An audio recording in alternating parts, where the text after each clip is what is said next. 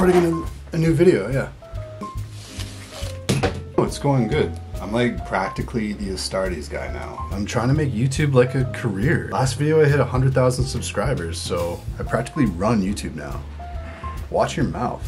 I'm sorry. Is that what you want to hear? I'm sorry. Anyways, I need to start this video. This is taking way too long. Sorry guys, I have no idea what I'm doing. I just wanted to say thanks for all the recent support. This is my 4th video and we just hit 100,000 subscribers. I'm as confused as you are. I'm speechless. I'm so grateful. In today's video, I decided to go after Grey Knights. I've been picking on Space Marines for a while now. I've always loved the Dreadknight model and I wanted to see if I could make it look like it got clapped by a greater demon. Anyways guys, thank you so much for the support and I hope you enjoy. To be honest, I've never built or painted one of these Dreadknights. In fact, this is my first Grey Knight ever. I'm pretty happy to see it's a relatively easy build. I got one of the Horus Heresy Leviathan Dreads recently. I couldn't believe how complex it was. To kick things off, I'm just building the Knight's main sections and keeping them separate. I know there's going to be a fair bit of customizing, so I don't want to glue anything that might need to come apart later. This will probably be the trickiest part of the build. I really want this Knight to look as though it's dropped to one knee. I'm going to need to make some cuts on the leg to free up space and allow it to bend. Using my hobby saw, I cut the leg in half and remove any pieces that block the leg from resting in a bent position.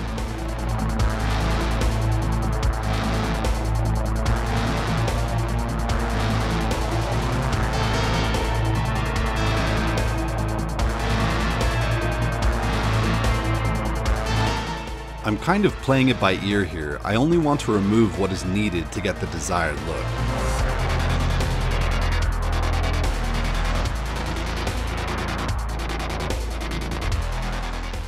The other leg will be a lot easier since it'll be stretched out trying to balance the fallen knight. I needed to prop up this leg while the glue dried. This Marine fits so perfectly that he's now an honorary staff member. You can call him Hank. Using a simple base of corkboard, I can start piecing some segments together. Hank's again coming in clutch. I'm not too worried about the base because I actually plan on using this model on a diorama, so it will be switched. For the arms, I decided to go with the flamethrower for the left and the sword for the right.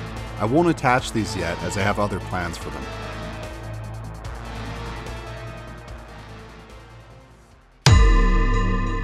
Before we go any further, I need to deal some damage so I can get a better idea of where I'm going with this.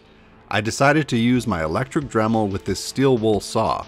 Safety notes, I'm wearing a mask and safety goggles. While doing this, I'm also vacuuming loose dust off the ground. You don't want to be breathing this stuff in.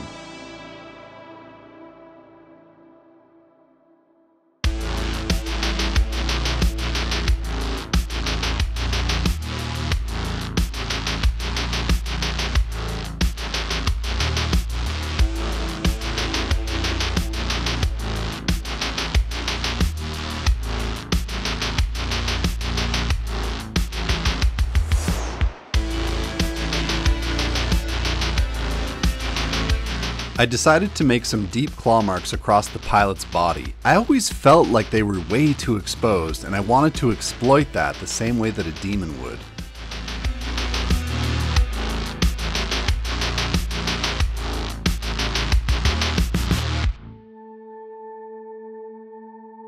Now for the left arm. I decided I wanted the Knight's arm to be ripped out of its socket as well. To sell this, I'll need to create some wires and cables coming from its connection point. Before I do that, I'll need to create a connection point and damage it enough to look believable.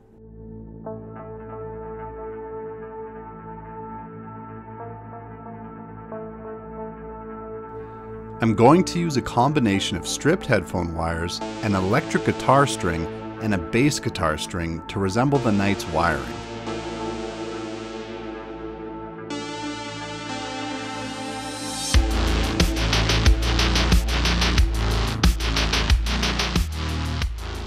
For the sword arm, I wanted it to be a little less busy. I went ahead and used my hobby knife to make it look as though the blade had been shattered. I think we're finally ready to put some paint on this Grey Knight.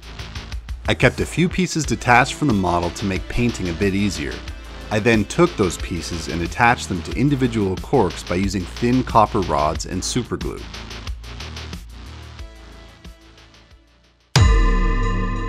When it comes to painting Grey Knights, there is one artist that really stood out to me. Trenton David, or The Sauce, has been in the mini painting scene for a long time now and have always enjoyed his style of Grimdark. My favorite of his are the 5 dreadknights he painted last year. I'm gonna reach out to him and see if he'll share the recipe. I just hope he's not too busy. Yeah, so I just got off the phone with this guy who's wanting a new commission. I know, I told him. I said, yeah, buddy, yeah, in August of 2024, exactly. Hold on. Mav wants me to do what? Can you just tell him to get in line? I don't have time for that yet. Sorry about that. Yeah, so anyways, yeah. And then he was like, yeah, why don't you just do like slab chop? And then that way you can do it faster. He's gonna pay me what? I'm gonna have to call you back.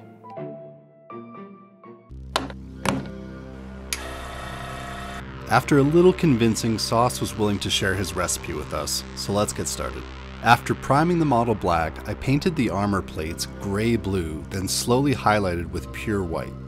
Since we're painting such a light color over black, this may take a few coats. For the white, I mostly just focused on the upper portions of the armor panels, leaving the lower portions blue.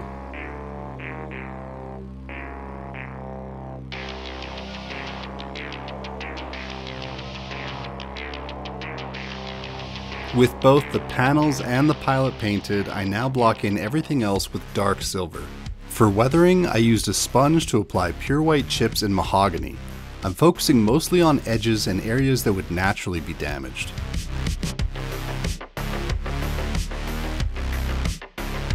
I decided to use a variety of oils to create some random staining on the knight, the majority of which will be burnt sienna, but I throw a couple other colors into the mix to see what happens. I'm placing small dots of oil around the model, then using a dry, flat brush to push and blend the paint until I'm happy with its appearance.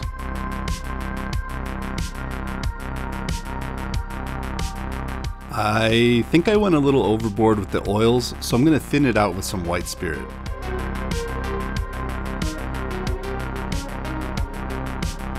This is looking pretty nasty, but I feel a lot better once the entire model is covered.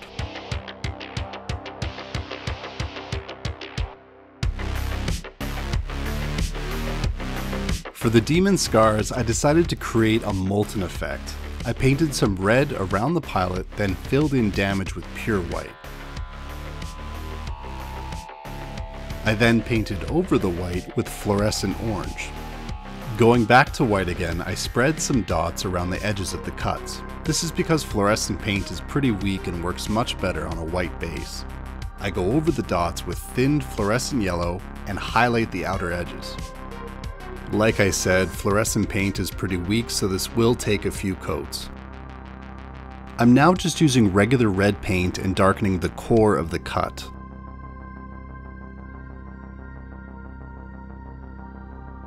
I applied the same technique to this little shield and the pilot's leg. For the flamer, I kept it fairly muted, but I decided to add some extra wires, chipping, and a fuel stain. I think it makes sense considering there's probably a ton of hydraulics and fuel running through the arm. For the sword, I originally went with some blood, but it just didn't feel right. I ended up taking a blowtorch to it to melt and bend the plastic, then matching its colors to the molten scars. I think this ties everything together a bit better. Before we go any further, I wanted to give a huge shout out to my new Patreon members, Scott Nolan, Dr. Zero, Kevin Murray, and Driz. Without your guys' support, this isn't possible. Thank you.